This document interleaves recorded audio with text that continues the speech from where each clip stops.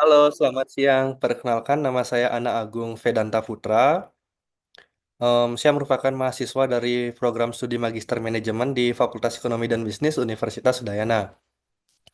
Em, saya akan menceritakan pengetahuan saya mengenai em, manajemen sumber daya manusia yang berhubungan dengan strategi organisasi.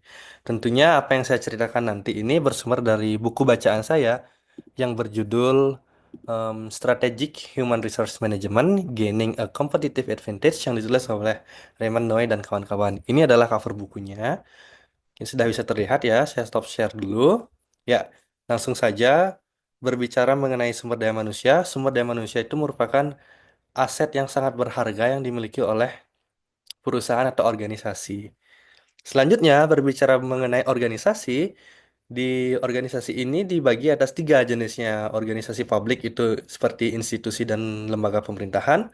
Kemudian organisasi private itu usaha swasta. Kemudian organisasi mutual benefit itu organisasi yang kemanfaatannya akan dinikmati oleh anggota. Yaitu seperti koperasi, serikat pekerja, dan asosiasi profesi. Seperti itu. Em, nah, di dalam tiga jenis atau tiga bentuk organisasi itu, pasti terdapat lima proses di dalamnya. Proses yang pertama itu adalah supplier, yang terdiri dari land, labor, dan juga capital, yang mana kalau capital itu di breakdown lagi, itu terdiri dari money, method, machine, dan juga material. Kemudian selanjutnya itu adalah proses produksi, produsen yang mana itu adalah mengolah input menjadi output, bahan mentah menjadi barang jadi. Kemudian setelah itu kita akan berikan kepada customer, itu adalah proses yang ketiga. Dari customer itu kita akan mendapatkan suatu penerimaan dan juga pendapatan. Itu adalah proses keempat. Dari penerimaan itu, apabila penerimaan lebih besar, maka daripada apabila penerimaan lebih besar daripada biaya yang dikeluarkan di awal, maka itu disebut dengan profit. Nah, jadi dari proses penerimaan dan pendapatan itu kita akan mendapatkan sumber biaya. Sumber biaya itu adalah proses yang kelima. Sumber biaya itu akan kita gunakan sebagai aktivitas organisasi atau perusahaan untuk aktivitas operasionalnya, pemasarannya, dan yang lainnya. Baik, jadi di setiap organisasi pasti akan mengalami kelima proses itu. Kemudian, apabila kita itu asumsikan sama, namun kasusnya jika kita menghilangkan asumsi itu, maka akan muncul satu konsep baru yang namanya strategi. Ya, jadi strategi itu dalam hal ini muncul sebagai terobosan bagi organisasi untuk mencapai visinya. Strategi itu tidak datang begitu saja, melainkan terdapat faktor yang dipertimbangkan sebelumnya dan ada proses yang dialami sebelumnya. Nah, penting untuk kita ketahui juga, ada beberapa perusahaan di industri yang sama, namun memilih strategi yang berbeda. Ada yang memilih low cost strategi, dan ada juga yang memilih diferensiasi atau penciptaan nilai. Dapat kita contohkan pada industri otomotif misalnya. Ada perusahaan otomotif yang fokus pada strategi biaya dan ada perusahaan otomotif yang fokus pada diferensiasi. Begitu juga pada perusahaan atau perusahaan dari merek-merek jam tangan itu. Ada yang fokus pada biaya dan ada yang fokus pada penciptaan nilai atau diferensiasi. Nah, dari perbedaan pemilihan strategi itu pun akan memunculkan atau menciptakan dinamika yang berbeda. Sudah pasti organisasi atau perusahaan yang memilih low cost strategi akan dinamikanya berbeda baik terhadap perusahaan yang memilih strategi diferensiasi. Nah, jadi hal penting yang akan kita bahas selanjutnya adalah mengenai strategi organisasi terhadap fungsi manajemen sumber daya manusia atau hubungan strategi organisasi terhadap fungsi manajemen sumber daya manusia. Baik, untuk mengawali pembahasan itu penting untuk kita kenali lebih dahulu mengenai konsep manajemen strategik dan juga konsep manajemen sumber daya manusia strategik secara singkat. Yang pertama itu MSDM atau manajemen sumber daya manusia strategik. yaitu adalah suatu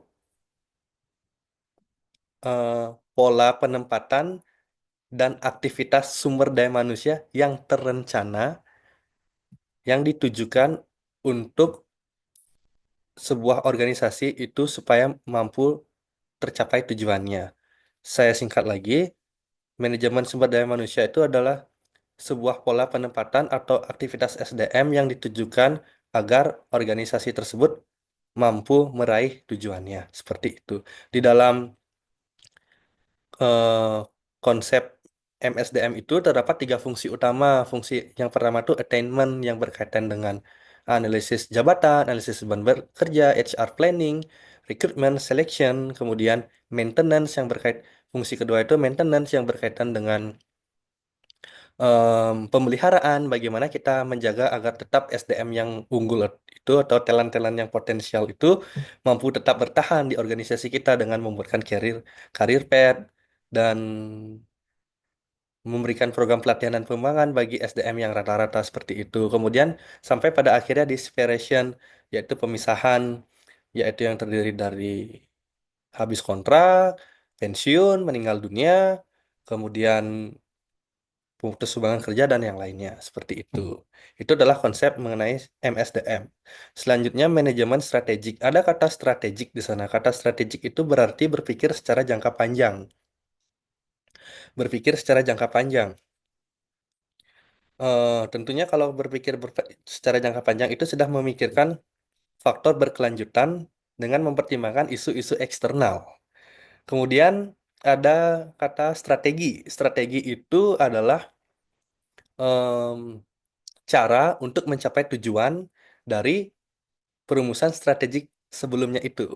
Jadi manajemen strategik itu adalah sebuah metode pendekatan untuk mengintegrasikan tujuan, kebijakan, dan juga suatu tindakan utama di dalam organisasi tersebut menjadi satu kesatuan yang padu atau kohesif. Seperti itu. Nah, di dalam di dalam manajemen strategik itu terdapat komponen. Terdapat dua komponen. Saya share. Komponen yang pertama itu adalah strategi formulation. Yang mana strategi formulation itu berbicara mengenai mendefinisikan misi, tujuan, eksternal analisis yang terdiri dari ancaman dan peluang, kemudian internal analisis itu yang terdiri dari kekuatan dan kelemahan untuk menghasilkan strategic choice. Jadi strategi formulasi, perumusan strategi ini adalah berbicara mengenai misi, tujuan, eksternal, internal analisis untuk menghasilkan strategi. Yang mana ketika strategi ini sudah dihasilkan, maka akan diimplementasikan pada implementation strategi. Jadi, implementation strategi ini departemen sumber daya manusia di dalam sebuah perusahaan itu memiliki 5 ruang lingkup. Yang pertama, tiga ruang lingkup pertama. Yang pertama itu mengenai desain tugas, yang kedua orang atau karyawan, kemudian yang ketiga itu adalah sistem penghargaan, yang mana dari ketiga komponen utama ini akan memengaruhi secara langsung terhadap struktur organisasi dan juga sistem informasi di dalam organisasi tersebut. Seperti itu. Jadi, dalam komponen proses manajemen strategik ini, peran sumber daya manusia sangat dibutuhkan. Tujuannya apa? Agar tidak terjadi kesenjangan antara strategi yang dirumuskan dan akan diimplementasikan itu sesuai dengan em, kemampuan SDM yang dimiliki oleh organisasi atau perusahaan itu. Jadi, jangan sampai strategi yang dihasilkan itu tidak sesuai dengan kemampuan SDM sehingga hal itu tidak bisa berjalan, strategi itu tidak bisa berjalan. Jadi, itulah pentingnya peran manajemen sumber daya manusia pada sebuah organisasi karena seluruh proses-proses yang ada dalam organisasi ini digerakkan atau dijalankan oleh manusia seperti itu. Nah, kita sudah membahas mengenai komponen manajemen strategik yang terdiri dari strategi formulation dan strategi implementation. Kemudian yang selanjutnya ada hubungan antara strategi manajemen terhadap fungsi manajemen sumber daya manusia. Jadi terdapat empat hubungan integrasi. Yang pertama itu adalah administrative linkage. Administrative linkage itu em, divisi strategic planning dan divisi HRM function itu berjalan s- sendiri-sendiri.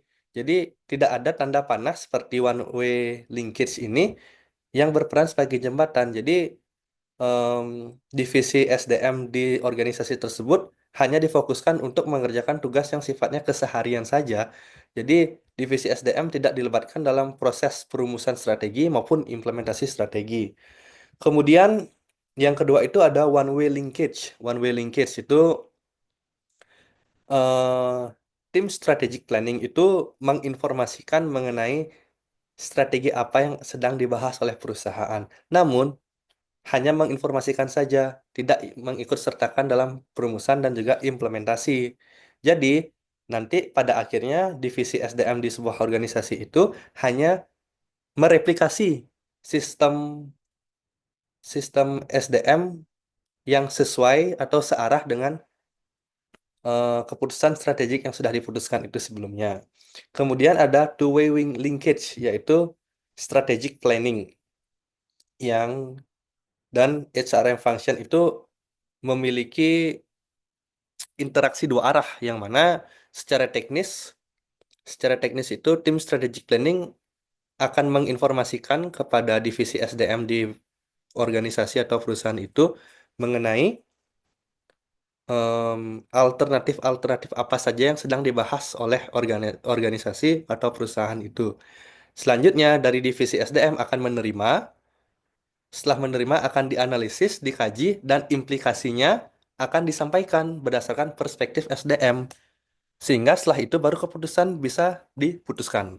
Seperti itu, maka ini terjadi hubungan yang dua arah, sehingga em, lebih terintegrasi, lebih lebih em, strategic planningnya ini sesuai dengan kondisi SDM di perusahaan atau organisasi tersebut. Nah, kemudian ada integrative linkage. Integrative linkage itu adalah divisi strategic planning dan divisi SDM ini sudah dilibatkan dalam proses perumusan strategi dan implementasi strategi dari awal. Jadi sudah dilibatkan, makanya modelnya ini menyatu dalam gambar ini. Karena sudah dilibatkan dari awal, yang mana hubungan ini tidak hanya dilakukan pada saat awal saja, melainkan hubungan ini didasarkan pada interaksi yang berkelanjutan, yaitu sepanjang organisasinya itu masih ada ya. Terus antara dua divisi ini saling bekerja sama, saling bersinergi untuk melakukan pengendalian, untuk melakukan perumusan strategi kembali, dan juga implementasi kembali. Seperti itu. Jadi, dapat kita ilustrasikan bahwa perusahaan yang menerapkan strategi ini misalnya perusahaan teknologi ponsel pintar yang mana melibatkan tim manajemen strategiknya itu melibatkan divisi sumber daya manusia di sebuah perusahaan itu sebagai teman kerja, sebagai meningkatkan hubungan sinergitas antara divisi manajemen strategik dan juga divisi SDM, sehingga implikasinya adalah perusahaan yang menerapkan hubungan ini akan cenderung lebih responsif dan adaptif terhadap dinamika di pasar, sehingga perusahaan akan tetap kompetitif, akan tetap mengikuti persaingan dan lebih mudah untuk mencapai keunggulan kompetitif seperti itu. Jadi, peran manajemen sumber daya manusia dalam sebuah organisasi itu sangatlah penting karena pada saat proses perencanaan, pengorganisasian, pelaksanaan, dan juga pengendalian, baik dari fungsi keuangan, operasional maupun pemasaran, itu semua dilakukan oleh manusia. Analisis jabatan, analisis beban kerja, yang mana manusia-manusia atau orang-orang tersebut akan ditempatkan untuk menjalankan fungsinya harus dilakukan oleh manusia. Itulah yang menyebabkan em, peran sumber daya manusia ini, manajemen sumber daya manusia di sebuah organisasi ini sangatlah penting. Karena strategi yang baik apabila tidak diimbangi oleh SDM yang baik pula, maka strategi tersebut tidak akan bisa berjalan dengan baik. Maka dari itu, SDM sangatlah penting untuk em, untuk organisasi dalam tujuannya mencapai keunggulan kompetitif pada industrinya. Terima kasih saya ucapkan. Saya mohon maaf jika terdapat kesalahan dalam penjelasan saya tadi. Dan selamat siang dan selamat menikmati.